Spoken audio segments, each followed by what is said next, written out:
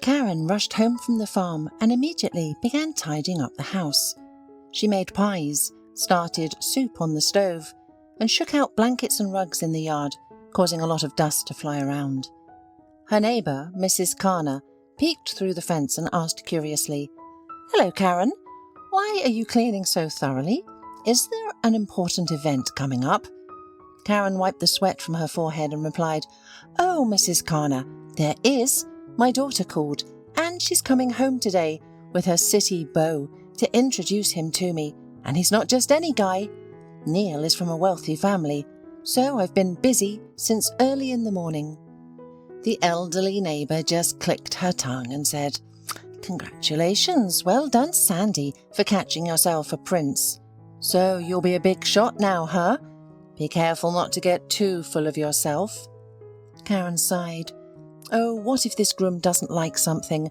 We're just simple countryside people, not on equal footing with the rich. I'm worried." In the evening, the guests arrived. Karen dressed up in a decent dress to welcome her daughter and her fiancé. However, she was needlessly nervous. Neil turned out to be a completely simple, open and sociable young man who was not arrogant at all and behaved very respectfully. He praised the meal, saying, "Thank you, everything is so delicious. It doesn't compare to restaurant food, and overall, your home is so nice and cosy." Sandy was beaming and couldn't take her eyes off her fiancé. She started an important conversation. "Mum, we came here for a reason. Neil's parents want to meet you personally because everything is serious between us. We're planning to get married. They invite you to the restaurant for dinner next week. Will you come? It's very important to me, please understand." Karen felt a chill inside. "Oh, sweetheart, why go straight to a restaurant? We could just sit at home like a family. I'm just a milkmaid, not used to going to such places, and I don't even have decent clothes to wear. And by the way, will you be there too?" "No, my parents said that only they and you would be there, so to speak, a private meeting." Neil replied, "Don't worry so much, everything will be fine. It's only a couple of hours. After all, that's how the tradition goes. The parents have to discuss everything and get to know each other better. Soon we'll be one big family." Sandy sighed. "All right, my darlings, just for you, I'll be there. I'm so glad you met, fell in love with each other, such a good couple." After the dinner, Sandy showed Neil her childhood photos. "Look, this is me at 5, wasn't I funny? And this is at my high school graduation. There were only 12 pupils in my class, but we were such good friends. So, how do you like it here? It must be wild, right? Little houses, forests and fields around. You know, I loved it so much as a child, when it was freezing cold outside, to climb on the couch with my cat and warm up. It was so sweet to sleep there." Neil tenderly kissed his bride-to-be. "Don't worry, my dear, I like it here. I'm okay with you coming from the village. What's the big deal? People live differently. Not everyone is as lucky as me to have rich parents. But that's not the most important thing, is it? After all, many girls in my course were interested in me. But you know, they're all like they came off an assembly line. Beautifully and fashionably dressed, battling their fake eyelashes, but they have nothing in their heads. They only dream of being taken to restaurants and given gifts. They're obsessed with their phones, taking selfies and puckering their lips like ducks. It's ridiculous. But you're different. Real. You have a subtle but such an enticing natural beauty, and you're smart. I find you so interesting. So, after our parents meet, discuss everything, I'll get my degree, and then we'll get married." Sandy was melting from such sincere words. She hugged Neil and whispered, "I love you so much, Neil. You're the best. Remember that." The moon shone dimly through the curtains. The groom had been snoring sweetly, curled up in a funny position for a long time, and Sandy lay there dreaming of their marriage, also remembering her childhood and youth. All her childhood passed in this quiet village. She grew up only with her mother, as her father Joseph died when she was only 2 years old. The girl hardly remembered him, Only the portrait in her mother's room reminded her of him. Her mother loved Sandy very much and tried to make sure her daughter was fed and dressed, saving money whenever possible. She worked as a milker, getting up early in the morning and running to the farm. Her hard work left her mother exhausted, with hurting hands from carrying heavy cans and managing the household alone. The girl felt sorry for her mother because she was so beautiful, with long blonde hair, blue eyes and dimples on her cheeks. Even now, despite years of hard work, Karen looked good. Although she had long forgotten what normal care and cosmetics meant, there was no time for outfits in the countryside. A down jacket, jeans and knee-high rubber boots. That was the whole closet. It was Karen who persuaded Sandy to go to the city after finishing school. "Sandy, my dear, go to the city. I've saved some money for you. It will be enough for now. Try to enroll. Maybe you'll find a job. What do you have to do in the village? Go to the farm? Look at me, at my hands. My legs are swollen and my veins now bulge. You didn't finish school with an honour for nothing. Maybe you'll be lucky. And if not, you can always come back. I only ask one thing of you. Be careful with guys. I understand everything, youth, passion and love. But don't rush to give yourself away without looking back. Don't jump into the abyss head first. You see for yourself how hard it was for me to raise you without a husband. So be a clever girl." And so, Sandy found herself in the big city. Although she studied excellently, she did not manage to get into full-time education. Sandy was so upset that she sobbed right on the steps of the college. Everyone had already dispersed. The building was empty, but she still sat there, not knowing what to do now. It would be shameful to return to the village. How could she even look her mother in the eye? After all, she believed in her. Stay here? And then what would she live on? Suddenly, a guard approached her, asking who she was and why she was crying. Sandy herself did not know why she told her everything. The elderly woman looked closely at the young girl, pitied her, and offered her some advice. "Tears won't help you here. Rome wasn't built in a day. You're not the first and you're not the last. You didn't get into full-time, so what?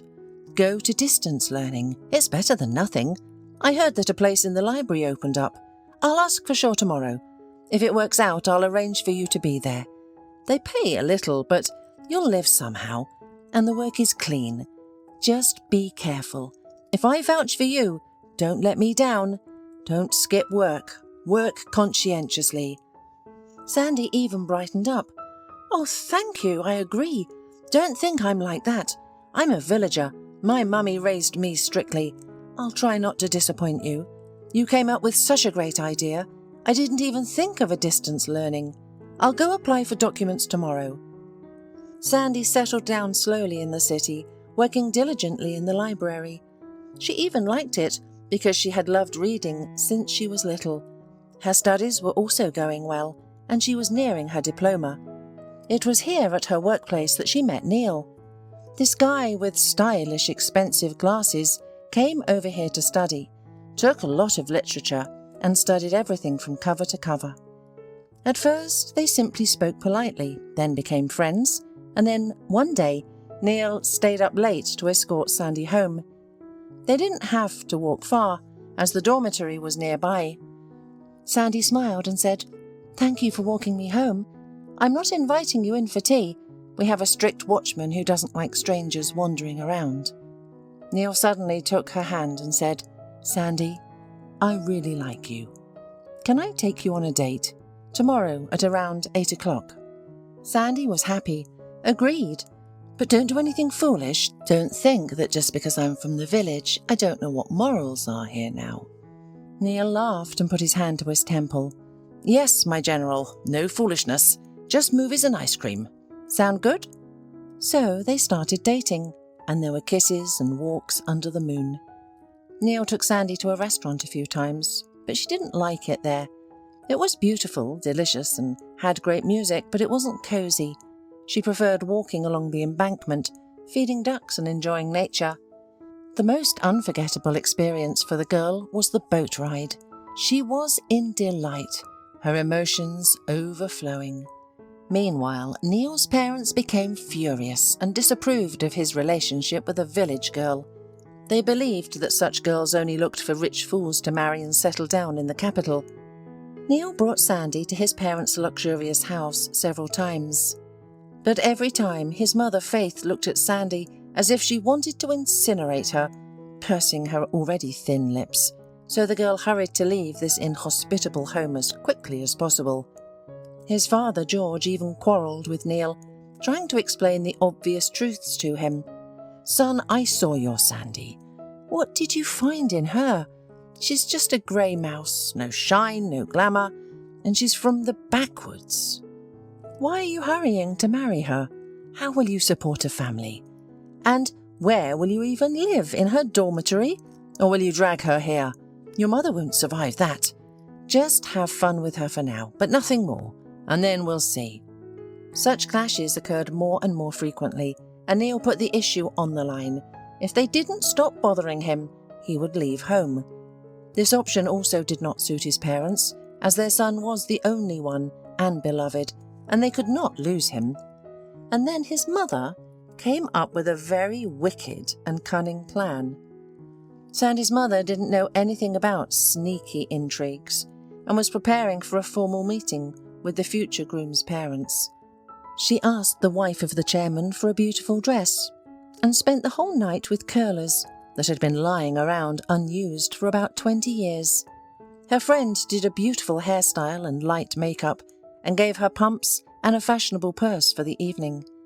Looking at herself in the mirror, Karen smiled and was satisfied with the result. And her friend just clapped her hands. "Karen, you're just a star. You're so beautiful. You're not meant to milk cows. You're meant to strut on the catwalk. Well, good luck." Karen crossed herself. "Thank you, Maggie. I'm so nervous. I'm shaking all over. I'll drink some valerian. I hope everything goes well. My heart just feels like something's not right. What am I supposed to talk to them about? I've never been to the Maldives or eaten lobster. We don't have enough money for the wedding. Will they even understand me? Well, whatever happens, happens. I'm off." After 2 hours, Karen timidly entered the expensive and pompous restaurant. She looked around and admired the mouldings on the ceiling, the reproductions of famous artists on the walls, and the overall luxury and brilliance of the place. A waiter approached her and asked, "Good afternoon, do you have a reservation?" Karen replied, "Hello, yes, number 8. My relatives should be waiting for me there." The waiter led her to the table and said, "Here is your table. Everything is already set, and the guests seem to be already celebrating. Enjoy your time." Karen looked at 6 expensive and elegantly dressed men and women who greedily ate expensive and exquisite dishes and drank wine from many years of aging. She couldn't understand what was happening or where Neil's parents were. She remembered them well, having once seen their photo, but absolutely unfamiliar people were sitting at the table. Karen touched the man sitting at the edge and asked, "Excuse me, I don't understand anything. Where are Faith and George Ronette? I was told they would be waiting for me here." The man took a sip of wine and replied, "I don't know. Faith invited us to a banquet to get to know you, ordered refreshments, said you were paying for everything, and then abruptly left. You're Karen, right? We were surprised by her generosity, but apparently this is how it is done where you are from. By the way, the food here is divine. The oysters are the freshest. Why don't you sit down and eat? Can I pour you some wine?" Blood rushed to Karen's head and she felt sick. What a surprise her relatives had arranged for her. She feverishly thought about how to pay for this luxurious banquet, as she didn't have extra money in her wallet. There was nothing to do but sit down and have a glass of wine to drown her sorrows. Nothing to lose. If you must go down in flames. At that time, some singer was trying to perform on stage, but she clearly had no hearing or voice, and the visitors began to whistle and shout to remove her from the stage. It was really impossible to listen to. Memories flooded Karen. After all, she too had once studied at a music school and had big hopes. Her main childhood dream was to become a singer and perform on stage. Wine and shock from what had happened hit Karen's head so hard that she suddenly stood up, walked resolutely straight to the stage, took the microphone, looked around at the audience and started singing. Suddenly, everyone in the hall fell silent. The orchestra immediately picked up the melody and played along, and the audience began to applaud. Many whispered, "This is divine! What a talent!" Such an emotional and sincere performance had never been heard in the restaurant before. Even the director ran out, and the hall exploded with applause, and people demanded more. Richard Haber, the director, ran up and asked the waiter, "Who is this? And what is she doing on our stage?" He just shrugged and said, "Just a woman who decided to sing, but her voice is really wonderful, don't you agree?" The director walked closer, looked closely and gasped. He then started clapping louder than anyone else and shouted, "Karen, you're great!" The woman, hearing the familiar voice, looked at the man and could barely stand on her feet. It was him, Richard, her first and strongest love. She blushed and stepped down from the stage. The man rushed to her and said, "Karen, what a meeting! It's been so many years, and you're still as beautiful as ever. And your voice! How did you end up here? Are you celebrating something?" Karen bitterly smiled and replied, "Yes, Richard, I'm celebrating the last day of my life." He was surprised and said, "Come on, don't say that. Explain, what's going on?" Karen couldn't hold back her tears and suddenly burst into them. "My in-laws arranged a surprise for me. They asked me to come to the restaurant, gave me the name and table number and said that we'd get to know each other. They ordered an expensive banquet and invited strangers, and I'm supposed to pay for it. Can you imagine? They knew perfectly well that I'm a milkmaid from the village, and I don't have any money. They wanted to show off and embarrass me. Isn't it great? Are they good relatives? Poor daughter, she doesn't suspect anything, and their son Neil seems like a normal guy. I was so happy for them. And now what? I've decided to sing my sorrows away. They'll kick me out of the restaurant anyway, and maybe they'll even call the police now." Richard called over the waiter and said, "I'll pay for this banquet. Got it? This woman is my good friend and doesn't owe anything." Karen rushed to hug her saviour. "Richard, thank you. You've saved a poor village woman from shame." At that moment, all the visitors asked for an encore, and the director said, "Karen, can I ask you to sing again for the guests? And will you come work for me? You have such a divine voice that the whole city will only come to my restaurant, and competitors will die of envy." Karen's head was spinning from everything that was happening. So many events at once, both good and bad, all mixed up. She went back on stage and sang again. The audience immediately picked up the old familiar melody and applauded at the end again. That evening, Karen didn't take the bus home. She and Richard chatted and drank wine for a long time, and then he drove her to the village, taking a promise that she would come work for him. Her daughter called her 3 times, asking about the evening. Karen's first impulse was to tell her how painful and hurtful it was, and that it probably wasn't worth tying her fate to such disgusting people. But then she remembered Neil and his kind eyes, and decided that children are not responsible for their parents, and it's not worth ruining their happiness. So Karen cheerfully replied, "Everything's fine, Sandy. Don't worry, we had a good time." Her friend Maggie rushed over in the morning, curious about everything. "Karen, open up. Are you still sleeping? What about the farm? They'll fire you. And how did it go? Were you beautiful?"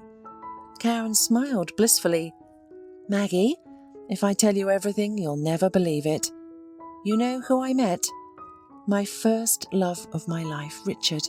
He's the director of that same restaurant where I sang, and he offered me a job there. Can you even imagine? From a milkmaid to a singer. It's hilarious. I can't believe it myself." Maggie gasped. "No way! The one you had a romance with in music school? Come on, Don't keep me in suspense. Tell me. I'm dying of curiosity." Karen laughed. "What's there to tell? I was a student, studying in the city, and he was too, in the vocal department. That's where we met. I fell in love with him right away. Couldn't get enough of him. He was so passionate, tender, impulsive, and very jealous. He'd give me bunches of roses and sing serenades. Then we'd fight like cats and dogs. In short, like a volcano. And then we quarrelled over something stupid. He got jealous of me, and I was mortally offended. And we parted ways. I soon met Joseph and went home with him to the village. I gave up on everything. I was foolish, young and stupid. And yesterday, I hardly recognised him. Such a stately, respectable man. So I'm thinking, should I agree or not?" Maggie even jumped up on her chair and waved her hands. "What, are you crazy? Of course you should agree. It's like winning $1 million in the lottery. Such a chance only comes once in a lifetime. You've been dreaming of becoming a singer your whole childhood.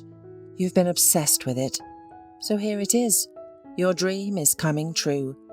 What's there to think about?" Karen hesitated. "But what about my home?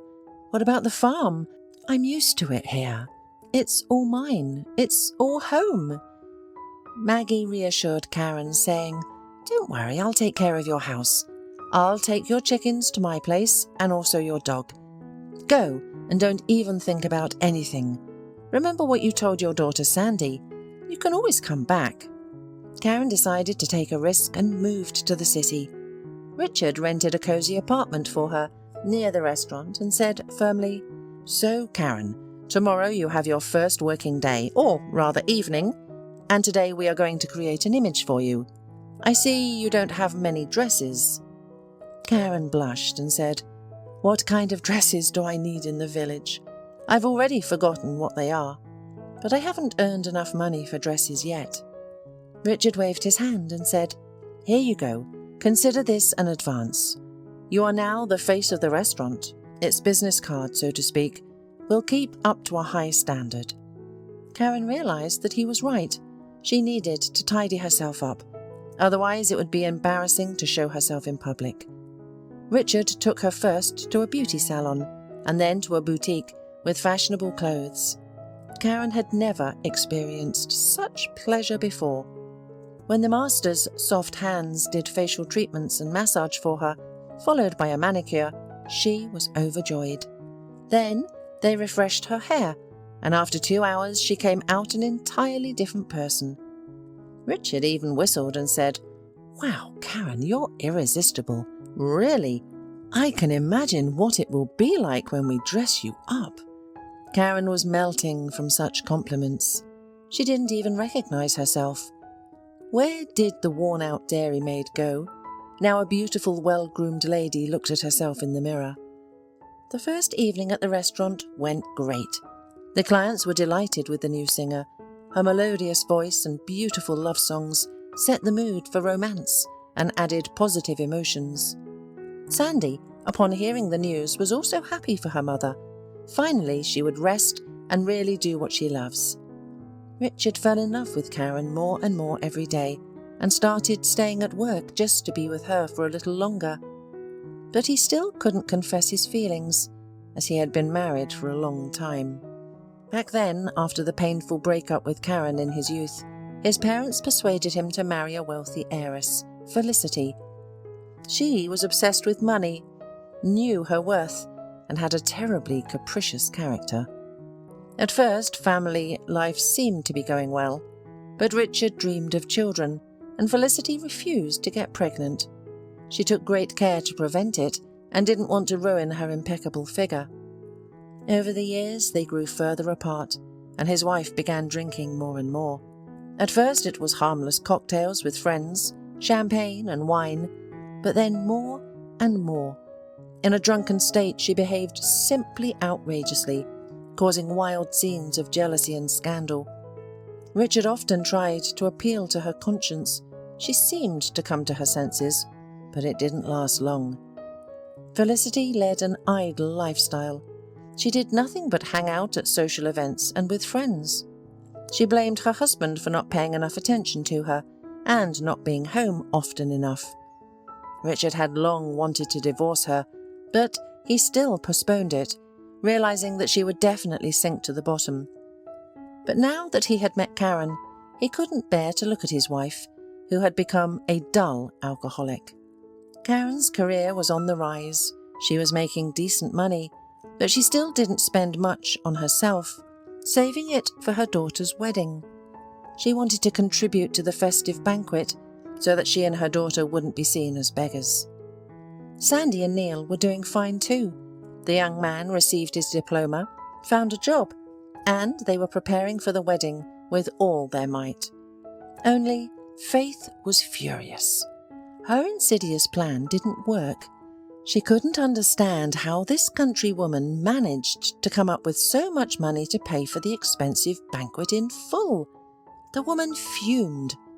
"George, what are we just sitting around for? Our foolish son is really about to marry this girl from the village. Let's think about it. You have so many connections. We need to stop this. I'm not going to be related to Sandy and her mother. It's ridiculous." Faith's birthday was approaching, and she and her husband decided to celebrate it at their favourite restaurant. Of course, they didn't invite Sandy, so as not to embarrass themselves in front of distinguished guests. In the midst of the celebration, the host announced, "Dear guests, our new singer, Karen, will perform for you now. I assure you, her divine voice will not leave anyone indifferent." Everyone watched the stage with interest, and then she appeared. Karen looked magnificent in a long, tight ruby dress and exquisite shoes. Her long, beautiful, well-groomed hair streamed down her shoulders, and her eyes burned with mischievous fire as she really enjoyed her performances, putting her soul into every song.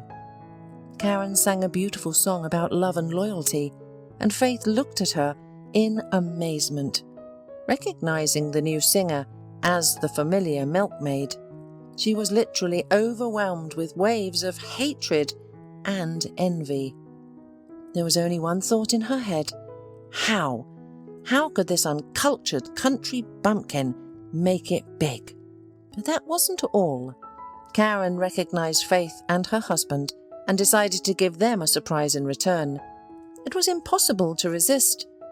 When the applause subsided and the audience calmed down, Karen took the microphone again and loudly said, "Ladies and gentlemen, I take the liberty of congratulating the esteemed Faith Runette on her birthday.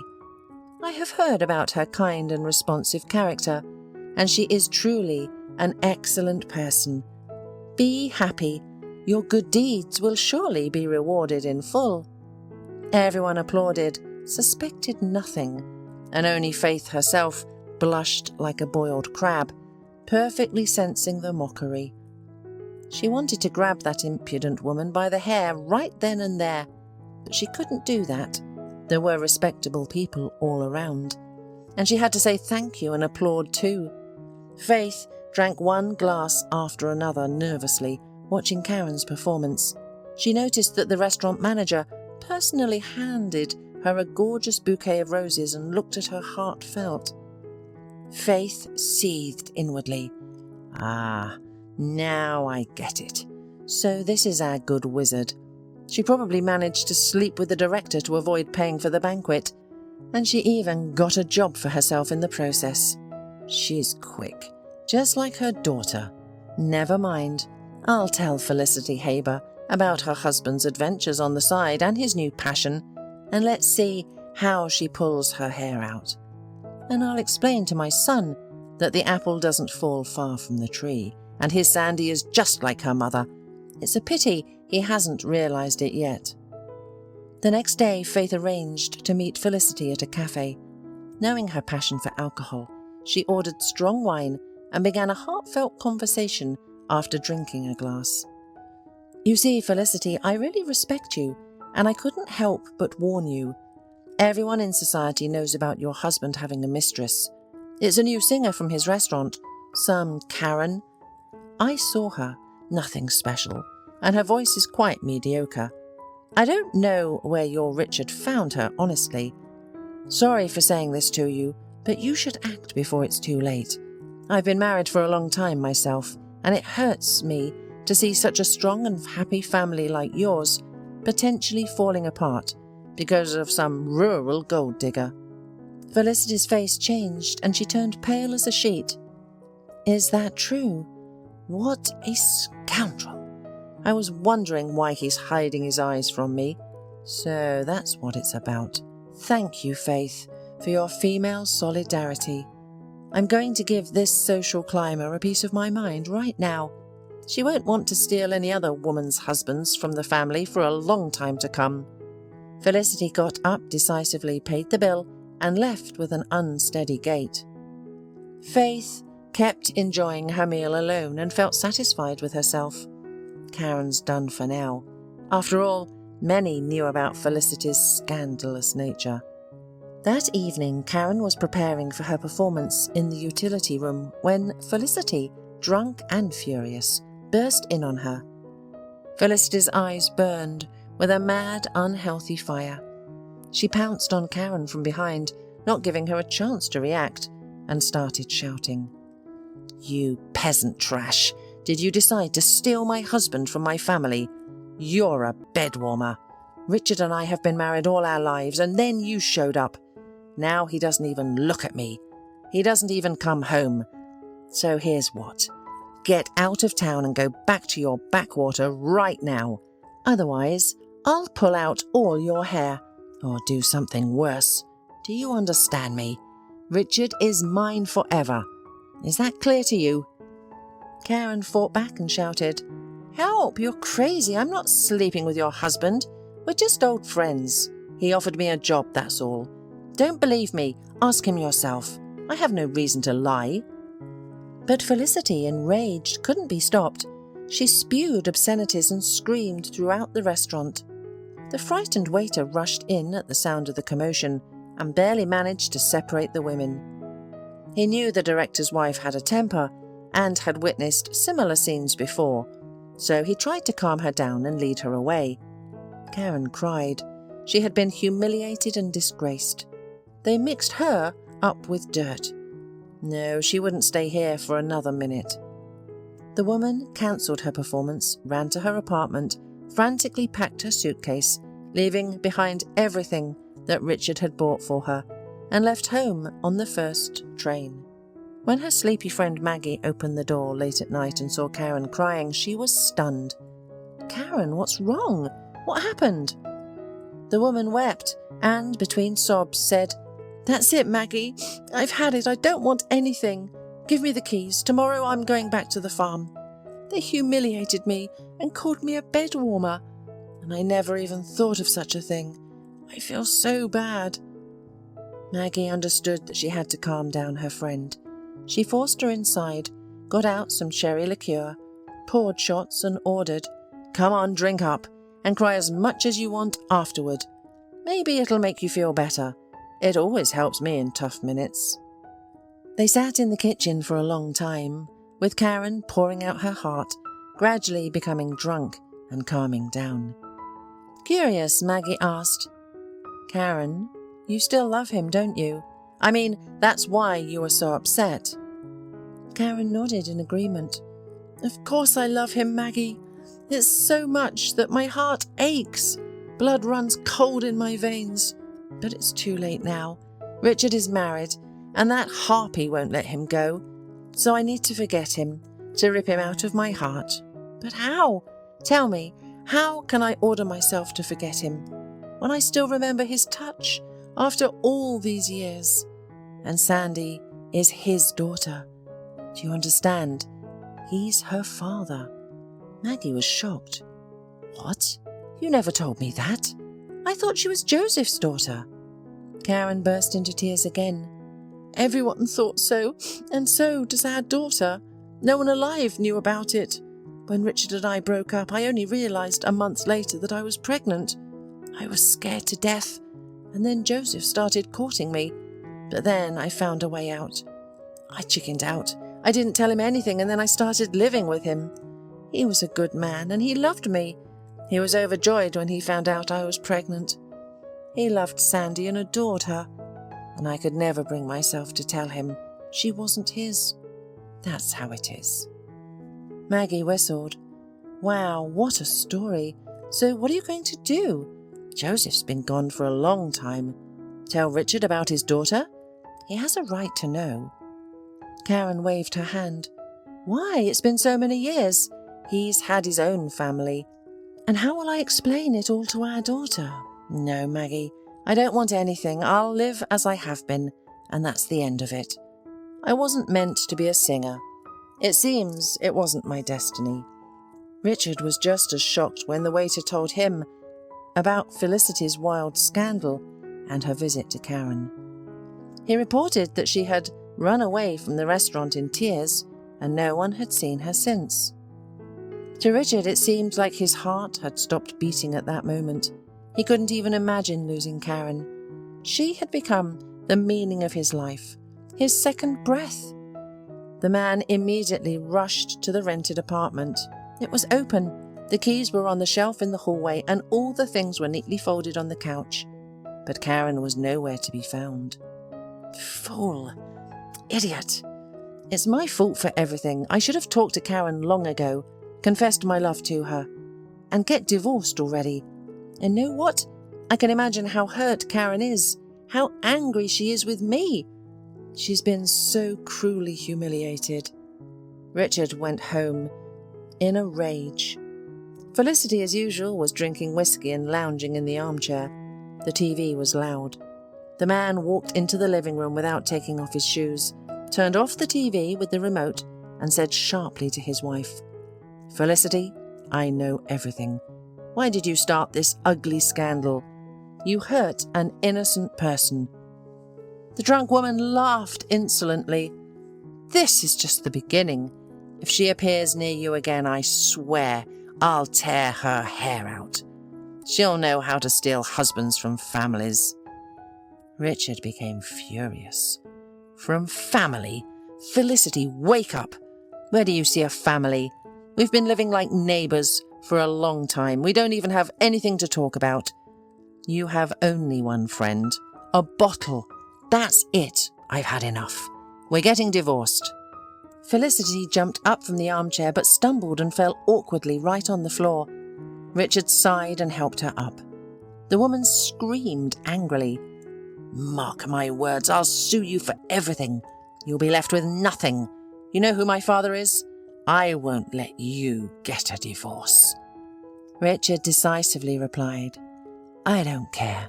Take everything. I have enough strength and brain to start my business again from scratch. Think about yourself. My advice to you is to take yourself in hand. You're hurting yourself. As for me, I don't want us to part as enemies." But the woman continued cursing and spewing curses at her husband and Karen. Richard looked at her in disgust for the last time and said, "Goodbye, Felicity. Live as you please." 3 weeks passed. Karen didn't live during this time. She just existed, like a robot. She went to the farm and back, fed her chicken and dog, and even cooked something. But all her thoughts were only about Richard. How she missed him, how she longed for him. She lacked his voice, burning eyes, and smile. She blamed herself for not telling the truth about her daughter. Maggie checked on her friend and encouraged her as best she could. "Karen, cheer up, eat something. You've become so thin and haggard. It's not good. Just don't think about him." Karen started crying at these words. "I can't. How can I not think about it? I love him. Only now have I realized it. I can't live without him. That's all. I don't even think that an old love could flare up with such force at 45. It's a shame." Maggie hugged her friend. "You're silly. It's good that you fell in love. You'll see. If he loves you too, he'll come for sure." It was early in the morning and Karen was still sleeping. Suddenly a car pulled up to the house and the dog barked desperately. The woman's heart was beating wildly and she went to open the door in a robe and slippers. Richard was standing on the doorstep with a huge bouquet of red roses and a suitcase. I'm coming to you, Karen, forever. I divorced Felicity, forgave her for her wild tantrum. I love you, Karen, like back then in my youth, even more, and I won't give you to anyone else. Can I come in? You won't turn me away." Karen burst into tears and threw herself into Richard's arms. She pressed herself against him and whispered, "And I love you, and I won't let you go anywhere else. Come in, my dear. I'll run to the farm now, milk the cow, and be back soon." Richard kissed her. "You're going there for the last time, and I'm going with you. I'll help. And then we're leaving to the city forever. That's enough for you, Karen, to work so hard. Now you have me." Karen laughed. "Don't be ridiculous. I'm afraid my cows wouldn't appreciate your business suit. No, wait for me at home. Make yourself comfortable. I'll be back soon." Karen quickly finished up. She was beaming like the sun. Maggie asked her, "Why are you glowing, friend? Did you finally see your sweetheart?" Karen nodded. "Yes, I did, Maggie. He got divorced, and now he's taking me away with him. We're leaving. Oh my God, I'm so happy." Her friend hugged Karen. "See, I told you, didn't I? If he loves you, he'll come back. But did you tell him about your daughter?" "Karen, you can't keep it from him. He's her father." Karen agreed. "Yes, I haven't had a chance yet, but you're right, I can't keep it from him. I'll tell him as soon as I get home. Well, goodbye, Maggie." Her friend waved goodbye. "Wishing you all the happiness, Karen. You deserve it." After her work, Karen charged in, took a shower, and already from the threshold, she smelled a delicious aroma. She looked into the kitchen and gasped. Richard, in a suit and an apron, was busy near the frying pan making an omelette. The woman laughed. "Oh, breakfast is already ready. I didn't expect it, thank you." Richard wiped his sweat. "Believe it or not, I'm the restaurant director. I didn't learn how to do it. Even this omelette has burned." They had breakfast, and Karen decided to have an honest conversation. "Richard, listen. What I'm about to say might surprise you. Sandy is your daughter. When we broke up, I realized I was pregnant, and then I met Joseph, and, you know, he didn't suspect anything. He thought our daughter was premature, born a month earlier. He loved Sandy very much, but he died early, and only I knew that she was your daughter. That's it. I know I did something wrong and unfair, but I didn't see any other way out then." The man couldn't believe it. Tears welled up in his eyes. "Oh my God, Karen, I never hoped to become a father. Felicity never wanted to give birth, but I always wanted to have children. What happiness! But your husband died a long time ago. Why didn't you find me earlier? Why didn't you tell me? I would have left everything right away." The woman just sighed. "Well, I thought you had your own family. Why bother you with all this? And who knows whether you would have believed me or not. And now, how do I tell Sandy about this? She thinks Joseph is her father, even though she doesn't remember him at all. But still, how do I explain all this to her? And what will she think of me?" Richard approached Karen, hugged her, and kissed her passionately, then whispered, "Karen, you're making life too complicated. Everything will work out on its own. You'll see. Just don't rush." From that very day on, Karen's life changed radically. As if in the fairy tale about Cinderella, whom the handsome prince finally found and tried on the slipper. She and Richard moved to the city and started living in the same rented apartment. Felicity managed to take everything away except for the restaurant, but that didn't scare them. Karen continued to sing, clients enjoyed it, and the business only grew. Richard met Sandy and Alexei. He watched his daughter and found his traits in her, a mole above her eyebrow, the same slightly sticking out ears, and his gaze. And one day, when he couldn't take it anymore, he decided to talk to her. He waited for Sandy to finish work and approached her. "Sandy, let's sit down. I need to talk to you seriously. I don't know how to beat around the bush, so I'll just tell you straight. I'm your father. Your real father.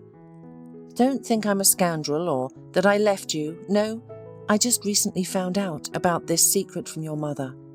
Sandy was in shock and blinked frequently. "How can you be my father? I don't understand anything. And my dad, Joseph, who is he then?" "No, that's not true. Mum never—" The man interrupted suddenly. "I know, Sandy, your mother never told anyone about this, and she probably had her reasons. Don't judge her harshly. Your mother and I once loved each other just as strongly as you and Neil do. Do you understand? It's just that I was a jealous fool, and your mother is very sensitive. That's why we drifted apart. But recently we accidentally ran into each other at a restaurant. Believe it or not, I fell in love with Karen again. Or rather, I realised that I never stopped loving her, and everything in my soul turned upside down. I understand that at our age it probably looks funny and ridiculous from the outside. Sandy, I am delighted that you are my daughter. I know that time has passed and you are no longer a child, but we can make up for lost time, can't we?" Sandy moved closer to Richard and took his hand. "I don't mind. And I'm only happy for you and Mum. Thank you for taking her out of the rural routine and falling in love at your age. It's not nonsense. It's wonderful." Richard hugged his daughter. Neil and Sandy were drinking tea at his place when she told him all the news about her family. He was just amazed. Faith entered and frowned when she saw her future daughter-in-law. But her son immediately stunned her. "Mum, you won't believe it. Sandy isn't just the daughter of a milkmaid anymore. She's a rich heiress. Her father is a famous restaurateur, Richard Haber. How about that twist, huh? Maybe now you'll finally calm down and stop putting sticks in our wheels." Neil laughed, watching his mother's facial expressions as she went through a range of emotions: shock, surprise, shame, and awkwardness. Sandy was also amused, knowing her future mother-in-law would be kinder to her now. Faith quickly regained her composure, smiled sweetly, and said gently, "Okay, am I against it? Get married. You kids, we're all for it. I always said Sandy was smart. She'll make a good wife and homemaker." The young people burst out laughing because the woman seemed to have been replaced. One day, while preparing for the wedding, Sandy had the idea. "Mum, Dad, let's have a double wedding. Just imagine, Mum and I are walking down the aisle together. It will never be forgotten. Plus, we only have to have one banquet. It's a total savings." Karen blushed. "I don't know, at my age, it's embarrassing to walk down the aisle. I thought that Richard and I would quietly sign the papers and that's it. Otherwise people will laugh." Richard interrupted her. "No way, my dear. When I was young, I lost my beloved. Let me make up for it now. You didn't have a wedding with Joseph either, did you? And every woman's life should have at least one white wedding dress. So, I'm all for it. Let's surprise the whole city. And what about the people? I don't care about them. This is only our life, and it doesn't concern anyone else." The wedding day arrived, and Richard and Neil couldn't take their eyes off their loved ones. They were so happy. Sandy chose a lush flowing dress with a petticoat and a long veil, making her look like a princess giving a ball. Karen, on the other hand, wore a tight-fitting, long, snowy rhinestone-embroidered dress and pinned flowers instead of a veil, organically weaving them into her hairstyle. They both looked stunning. Sandy whispered to Karen, "Mummy, do you believe this? A few years ago we lived in the village and you milked cows. And now we're in a fancy restaurant, and we're both marrying the most loved and reliable men. Pinch me. This is some kind of fairy tale. I don't believe it." Karen hugged her daughter and said, "I can't believe it myself, dear. I'm even afraid to sleep at night. What if I wake up in the morning and all of this isn't real? I never expected to meet Richard again. So your mother-in-law helped me with this. If it weren't for that meeting in the restaurant, none of this would have happened. They say there is a silver lining behind every cloud." Meanwhile, Faith and George tried to make up with Richard and Karen to repair their previously damaged relationships. Only now did they realise that people cannot be judged by their clothes and social status. Karen and Richard were not vindictive people. Karen approached Faith peacefully and said, "Well, let's drink to the happiness of our children. Or are you still not happy about this wedding?" Faith blushed and lowered her eyes, saying, "Forgive me, Karen, for how cruelly I treated you back then. I don't know what came over me. I was possessed, and now I'm very ashamed and scared, because I could have destroyed my son's happiness with my own hands. It's a good thing Neil was smarter than my husband and me and stood firm on his own, defending his right to love." Karen smiled and said, "You know, Faith, believe it or not, I'm even grateful to you for it. Honestly, first, if I hadn't come to the restaurant then, I'd never have met Richard. And secondly, if you hadn't had a terrible scandal with Felicity, Richard and I wouldn't have dared to confess our love to each other for a long time. So, everything turned out for the best. I'm not upset, but let's stop here. Now we're one family, and I want there to be peace and quiet in it. Agreed?" Faith joyfully raised her glass and said, "Agreed."